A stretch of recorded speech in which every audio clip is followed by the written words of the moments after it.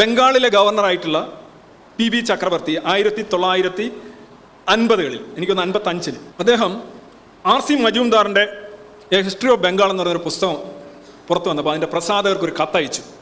ആ കത്തിൽ അദ്ദേഹം പറഞ്ഞത്, ഞാൻ ബംഗാളിലെ ഗവർണറായിട്ടിരിക്കുമ്പോൾ അന്ന് ചീഫ് ജസ്റ്റിസ് ഒരിക്കൽ ക്ലെമൻ്റ് ആറ്റ്ലി എൻ്റെ അതിഥിയായിട്ട് ഗവർണർ കൊട്ടാരത്തിലെത്തി.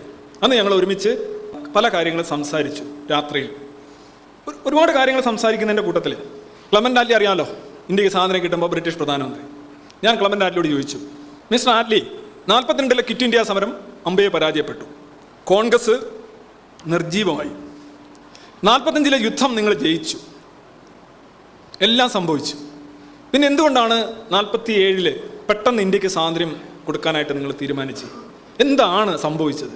ആക്ച്വലി എല്ലാം തീർന്നല്ലോ, സമരമില്ല, ഒന്നുമില്ലാത്ത അവസ്ഥയായി, നിങ്ങൾ ജയിക്കുകയും ചെയ്തു. പിന്നെ പെട്ടെന്ന് എന്തുകൊണ്ടാണ്? അദ്ദേഹം പല കാരണങ്ങളും പറഞ്ഞു. അതിൽ പ്രധാനപ്പെട്ടൊരു കാരണം INA-യുടെ ആക്രമണം. അന്ന് നടന്നൊരു പ്രധാന പ്രശ്നം, INA പരാജയപ്പെടുത്തിയെങ്കിലും ഏതാണ്ട് 70-ലധികം ടാങ്കുകളും ഷിപ്പുകളും ജപ്പാനീസ് ആർമിയുടെ സഹായത്തോടു കൂടി INA-യിലെ ഇന്ത്യൻ സൈനികർ അങ്ങോട്ട് കൂറുമാറും INA-യിലേക്ക്, സുഭാഷ് ചന്ദ്രബോസിൻ്റെ ആർമിയിലേക്ക് നശിപ്പിച്ചിരുന്നു. അതോടൊപ്പം അന്നൊരു വലിയൊരു പ്രശ്നം ഉണ്ടായി. ഈ യുദ്ധം ജയിച്ചതിന് ശേഷം INA തടവുകാരെ ഡൽഹിയിലേക്ക് കൊണ്ടുവന്നിട്ട് ചുവപ്പ് കോട്ടയിൽ വെച്ച് അവരെ വിസ്തരിക്കുന്നു, കോർട്ട് മാർഷൽ ചെയ്യും. ഇവരെല്ലാം കൂറുമാറിയതിനെ കോർട്ട് മാർഷൽ ചെയ്യുന്നു. അത് ബ്രിട്ടീഷുകാർക്ക് പറ്റിയ ഏറ്റവും വലിയ അമളിയാണ്. ശരി, ജയിച്ചു കഴിഞ്ഞ് യഥാർത്ഥത്തിൽ INA അവഗണിക്കേണ്ടതിന് പകരം അവരെ യുദ്ധക്കുറ്റവാളികളായിട്ട് കൊണ്ടുവന്നിട്ട് ചുവപ്പ് കോട്ടയിൽ വെച്ചാണ് ശരിക്കും ട്രയൽ ചെയ്യുന്നത്. Red Fort trials പഠിച്ചിട്ടുണ്ടാകുന്നത്.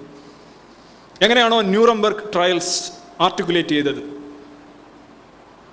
ന്യൂറംബർഗിൽ എന്തുകൊണ്ടാണ് ട്രയൽ നടത്തിയത്? ബെർലിനിൽ എന്തുകൊണ്ട് നടത്തിയില്ല?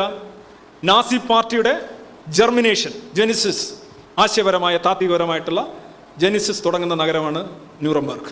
അവിടെ തന്നെ അവരെ കൊണ്ടുപോയിട്ട് വിചാരണ ചെയ്യുക എന്നുള്ളത് സഖ്യകക്ഷികളുടെ ഒരു പ്രസ്റ്റീജിൻ്റെ പ്രശ്നമായിരുന്നു. അതുകൊണ്ട് തന്നെ ടോക്കിയോയിൽ ഇത് തന്നെയാണ് ചെയ്തത്. അവിടുത്തെ ജപ്പാനീസ് ആർമിയുടെ ഹെഡ് ക്വാർട്ടേഴ്സ് അത് തന്നെയാണ് ചുവപ്പ് കോട്ടയിൽ. ദില്ലി ചലോ എന്നാണ് ബോസ് പറഞ്ഞത്. ദില്ലി ചലോ എന്ന് പറഞ്ഞെങ്കിൽ നിങ്ങൾ ദില്ലിയിൽ വരുന്നത് ഇങ്ങനെ ആയിരിക്കും എന്ന് തെളിയിക്കാനാണ് ബ്രിട്ടീഷുകാർ INA തടവുകാരെ കൊണ്ടുവന്ന് ചെയ്തത്. പക്ഷേ ഈ ട്രയല് വലിയ മാറ്റം ഇന്ത്യയിൽ ഉണ്ടാക്കി. 10 ട്രയൽ നടന്നല്ലോ. ആദ്യത്തെ ട്രയൽ, ആ ട്രയലിൽ അന്ന് വരെ INA തള്ളി പറഞ്ഞിരുന്ന നെഹ്റുവും ഗാന്ധിയും പട്ടേലും ഉൾപ്പെടെയുള്ള ആൾക്കാർ അവർ നിലപാട് മാറ്റുന്നു. ഇന്ത്യയിൽ ആകെ ജനങ്ങൾ ഇളകുന്നു. ഇന്ത്യക്ക് വേണ്ടി പോരാളിയ മനുഷ്യരെ തൂക്കിക്കൊല്ലാൻ പോകുന്നു. മുംബൈയിൽ പോർട്ടിലെ നേവി പ്രൊട്ടസ്റ്റ് ചെയ്യുന്നു. അവർ നഗരങ്ങളിലേക്ക് ഇറങ്ങി പ്രതിഷേധിക്കുന്നു. ആർമിയിൽ റിവോൾട്ട് ഉണ്ടാവുന്നു. ബ്രിട്ടീഷുകാർ ആദ്യമായിട്ട് 250 വർഷത്തിനിടയിൽ ആദ്യമായിട്ട് കിടുങ്ങുന്നു. ഒരിക്കലും ബ്രിട്ടീഷുകാർ കിടുങ്ങിയിട്ടുണ്ടാവില്ല.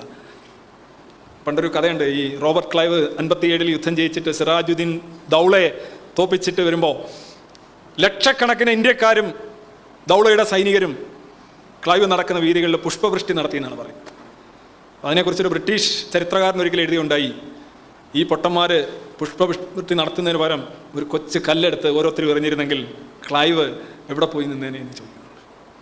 250 വർഷം നീണ്ട ഒരു സാമ്രാജ്യത്തിൻ്റെ അടിത്തറയിട്ട സമരമാണ് ബാറ്റിൽ ഓഫ് പ്ലാസി, ക്ലൈവ്. അതിനുശേഷം ആദ്യമായിട്ട് ബ്രിട്ടീഷുകാരെ കിടുങ്ങുന്ന ഇതാണ്. അതിനുശേഷം സംഭവിക്കുന്ന കാര്യങ്ങൾ നിങ്ങൾക്കറിയാം. ഈ ട്രയൽ ഉപേക്ഷിക്കേണ്ടി വരുന്നു. ജവഹർലാൽ നെഹ്റു ആണ് ബോസിൻ്റെ INA ഡിഫൻസ് കൗൺസിൽ ഉണ്ടാക്കുന്നു.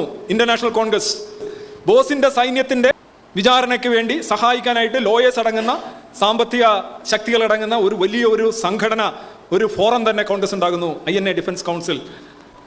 25 വർഷത്തിന് മുമ്പ് നിർത്തിയതാണ് ജവഹർലാൽ നെഹ്റു വക്കീൽ പണി. ജവഹർലാൽ നെഹ്റു ഗൗൺ ഇട്ടുകൊണ്ട് ഇവരൊക്കെ ഡിഫെൻഡ് ചെയ്യാനായിട്ട് ഹാജരാകുന്നുണ്ട് 46-ൽ. ഇന്ത്യ ഭയങ്കര ഈ ഒരു സംഭവമാണ് ശരിക്കും ബ്രിട്ടീഷുകാരുടെ നടുങ്ങിപ്പോയത്. കാര്യം ആർമി റിവോൾട്ട് ചെയ്ത് അവർക്കൊന്നും ചെയ്യാൻ പറ്റില്ല. ഇത്ര ഇന്ത്യക്കാരെ നിയന്ത്രിച്ചുകൊണ്ടിരുന്ന എങ്ങനെയാണ്? ഇന്ത്യക്കാരായ ആർമി വെച്ചുകൊണ്ട് ഇന്ത്യക്കാരെ നിയന്ത്രിച്ചുകൊണ്ടിരിക്കുക. ഈ ആർമിയിൽ ആദ്യമായിട്ട് കൂറ് നഷ്ടപ്പെടുന്നു എന്നുള്ള ഒരു ബോധം ബ്രിട്ടീഷുകാർക്ക് വന്നു. അപ്പോൾ ക്ലെമൻ്റ് ആറ്റ്ലിയോട് ചോദിച്ചപ്പോൾ ആറ്റ്ലി പറഞ്ഞു, പ്രധാനമായിട്ടും ആർമി, നേവി, എയർഫോഴ്സ് അതിലുണ്ടായിട്ടുള്ള അസ്വാരസ്യങ്ങളും INA-യുടെ പ്രവർത്തനങ്ങളും അതുപോലെ തന്നെ റെഡ് ഫോർട്ടിലെ ട്രയലും ഒക്കെയാണ് എന്ന് പറയുന്നത്. അപ്പോൾ ചക്രവർത്തി ചോദിക്കുന്നുണ്ട്, അതാണോ കാര്യം? അപ്പോൾ അദ്ദേഹം പറഞ്ഞു, അതാണോ കാര്യം എന്ന് ചോദിച്ചു. അതാണ് കാര്യം വെച്ചു. അങ്ങനെയാണ് ഈ ഗാന്ധിജി കുറേ വർഷങ്ങളായിട്ട് നടത്തിയിട്ടുള്ള സഹന സമരം, ഉപ്പ് സത്യാഗ്രഹം, സിവിൽ ഡിസൊബീഡിയൻസ്, മറ്റേത് മറിച്ചത്, നെഹ്റു, അതൊക്കെ ഇതിനൊന്നും ഒരു പങ്കില്ലേ എന്ന് ആറ്റ്ലിയോട് ചോദിക്കുമ്പോൾ ആറ്റ്ലി ഒരു മറുപടി പറഞ്ഞു പോലും, പങ്കുണ്ട്, പക്ഷേ മിനിമൽ എന്നാണ് പറഞ്ഞത്. ഈ ഒരു വാക്ക് മിനിമൽ, ചെറിയൊരു പങ്കുണ്ട്. പക്ഷെ നമ്മൾ പഠിക്കുന്നത് നേരെ തിരിച്ചാണ്. ആറ്റ്ലി ഇങ്ങനെ പറഞ്ഞു എന്നാണ് പറയുന്നത്. ഇത് നേവി പണിമുടക്കുന്നതാണ്. After second world war 2.5 million Indian soldiers, 25 lakh Indian സോൾജേഴ്സാണ് തിരിച്ചു വന്നത്. ആൻഡ് ബീങ് ഡീകമ്മീഷൻഡ് വന്ന ബ്രിട്ടീഷ് ആർമി. ബ്രിട്ടീഷ് ആർമി യുദ്ധം കഴിഞ്ഞിട്ട് ഇന്ത്യൻ സൈനികരെല്ലാം പിരിച്ചു വിട്ടു, വീട്ടിൽ പോയിക്കോടാന്ന് പറഞ്ഞു. അവന്മാരിവിടെ വരിക. അപ്പോഴാണ് ഈ INA-കാരെല്ലാം ട്രയൽ ചെയ്യുന്ന കാണുന്നത്. അപ്പോൾ അവന്മാർ ആ പടെ എന്തും ചെയ്യണമെന്ന് പറഞ്ഞിരിക്കുകയാണ്. പിന്നെ മാത്രമല്ല, ഇന്ത്യയിലുള്ള ബ്രിട്ടീഷ് സൈനികർ, യഥാർത്ഥ പിള്ളക്കാരെ, അവർ തിരിച്ച് വീട്ടിൽ പോകണം അവർ. അപ്പോൾ പിന്നെ ആകെപ്പാട് ഇവിടെ പ്രശ്നമാണെന്ന് ബ്രിട്ടൻ വെറുതെ കളഞ്ഞിട്ട് പോയെന്നൊന്നും കരുതല്ലേ. അത്ര മണ്ടന്മാരൊന്നും അല്ല അവർ. സംഗതി പ്രശ്നമാണ് എന്ന് മനസ്സിലായതാണ്. ആർമി തിരിഞ്ഞതാണ് പ്രശ്നം. ആർമി തിരിയാനുള്ള ഒരു കാര്യം INA-യുടെയൊക്കെ ആക്ടിവിറ്റീസാണ്. റെഡ് ഫോർട്ട് ട്രയൽസ് ആണ്. റെഡ് ഫോർട്ട് ട്രയൽസിനെ കുറിച്ച് ഇന്ത്യൻ ചരിത്രത്തിൽ നമ്മളെവിടെ പഠിക്കുന്നു? വളരെ അപൂർവമായിട്ട് പഠിക്കും. അവിടെ നിങ്ങളാ കാണുന്ന മുംബൈയിലുണ്ടായ കലാപമാണ്, ഇന്ത്യൻ നേവിയിലുണ്ടായ കലാപമാണ്. ബെന്നിനൊക്കെ ഇട്ടുകൊണ്ട് നേവി അവരിറങ്ങുകയാണ് റോഡിൽ. ഈ 3 പേരെയാണ്. നെഹ്റു, അന്ന് ഗാന്ധിയൊക്കെ കാണാൻ വരുന്നുണ്ട് ട്രയൽ കാണാനായിട്ട്. ജസ്റ്റ് ലൈക്ക് ഇന്നത്തെ ഹിന്ദുസ്ഥാൻ ടൈംസ് ആണ് INA trials in Red Fort. Colonel Prem Sahgal, major general Shah Nawaz Khan, colonel Gurbaksh Singh, ഈ 3 പേര്. ഇവർ മൂന്ന് ജാതിയിലാണ്, ഹിന്ദു, മുസ്ലിം, സിഖ്, അങ്ങനെ ഉണ്ടായിരുന്നു. ഇവരെ 3 പേരെ ട്രയൽ. ഇന്ത്യക്ക് വേണ്ടി 3 പട്ടാളക്കാരെ ബ്രിട്ടീഷുകാർ വിസ്തരിക്കുന്നു. ഭയങ്കര സംഭവമായിട്ട്, സെൻസേഷനായിട്ട് മാറി. ബ്രിട്ടീഷുകാർ മണ്ടന്മാർ, ഒരിക്കലും ചെയ്യാൻ പാടില്ലാത്തൊരു സാധനമായിരുന്നു ആ പബ്ലിക് ട്രയൽ. വികാരം, ജനതയ്ക്ക് വികാരം ഉണ്ടാക്കി കൊടുക്കുകയാണ് ചെയ്തത്. യഥാർത്ഥത്തിൽ ഇന്ത്യക്ക് സ്വാതന്ത്ര്യം കിട്ടുന്നതിൽ പ്രധാന പങ്ക് വഹിച്ചത് പുറത്ത് നടന്ന കാര്യങ്ങളാണ്. അതിനുള്ളിൽ നടന്ന കാര്യങ്ങളെക്കാൾ പുറത്ത് നടന്നത്. ഇപ്പോൾ 1-ാം ലോക യുദ്ധവും 2-ാം ലോക യുദ്ധവും ഉണ്ടായില്ലെങ്കിൽ ഇന്ത്യക്ക് സ്വാതന്ത്ര്യം കിട്ടാനുള്ള സാധ്യത ഓൾമോസ്റ്റ് 0. ഈ ലോക യുദ്ധങ്ങൾ ഉണ്ടാകുമ്പോൾ പുറത്ത് വല്ലാത്ത രീതിയിലുള്ള മാറ്റങ്ങളും ബ്രിട്ടൻ ഞെരുങ്ങുന്നുണ്ട്.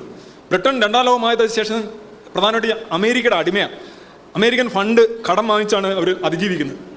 അതോടൊപ്പം തന്നെ അമേരിക്കയ്ക്ക് ഇന്ത്യയിൽ വ്യാപാര സാധ്യതയുണ്ട്. അതുപോലെ തന്നെ രാഷ്ട്രീയപരമായിട്ടും അമേരിക്ക കോളനികൾ എല്ലാം ഡീകോളനൈസേഷൻ എന്ന് പറയുന്നൊരു സാധനം അവർ മുന്നോട്ട് വെച്ചു അമേരിക്കക്കാർ. അമേരിക്കയും ബ്രിട്ടൻ്റെ ഒരു കോളനി ആയിരുന്നുവല്ലോ. പിന്നെ മാത്രമല്ല, ഈ UN തത്വങ്ങൾ ചർച്ച ചെയ്യുമ്പോൾ റൂസ്വെൽറ്റും ചർച്ചിലും സ്റ്റാലിനും കൂടെ കരാർ ഒപ്പിടുമ്പോൾ അവർ UN ഒരു പരിധിയിൽ വരുന്ന ഒരു ഇതുണ്ടായിരുന്നു, ഒരു ട്രസ്റ്റിവ് കൗൺസിൽ എന്ന് പറയുന്ന ഒരു സാധനമുണ്ട്, ഒരു ഘടകമാണ് UN-ന്. അത് പറയുന്നത് എല്ലാ കോളനികളും കഴിവതും സ്വതന്ത്രമാക്കണം. അങ്ങനെ സ്വതന്ത്രമാക്കാൻ കഴിയാത്ത കോളനികൾ ഈ ട്രസ്റ്റിവ് കൗൺസിലിൻ്റെ കീഴിൽ കൊണ്ടുവരണം എന്നുള്ളതായിരുന്നു ധാരണ. അപ്പോൾ 2-ാം ലോകമഹായുദ്ധ കാലഘട്ടത്തിന് ശേഷം സ്വാതന്ത്ര്യ സമരം നടക്കാത്ത ശ്രീലങ്കയിലും ജോർഡനിലും അങ്ങനെ എല്ലാ രാജ്യങ്ങളിലും ബ്രിട്ടൻ ഒഴിഞ്ഞു പോവുകയാണ് ചെയ്യുന്നത്. മനസ്സിലായില്ലേ? ഈ മഹാത്മാഗാന്ധിയും നെഹ്റുവും പട്ടേലും ഒന്നും ഇല്ലാത്ത രാജ്യങ്ങളിലും ബ്രിട്ടൻ കളഞ്ഞിട്ട് പോവുക ചെയ്യുന്നത്.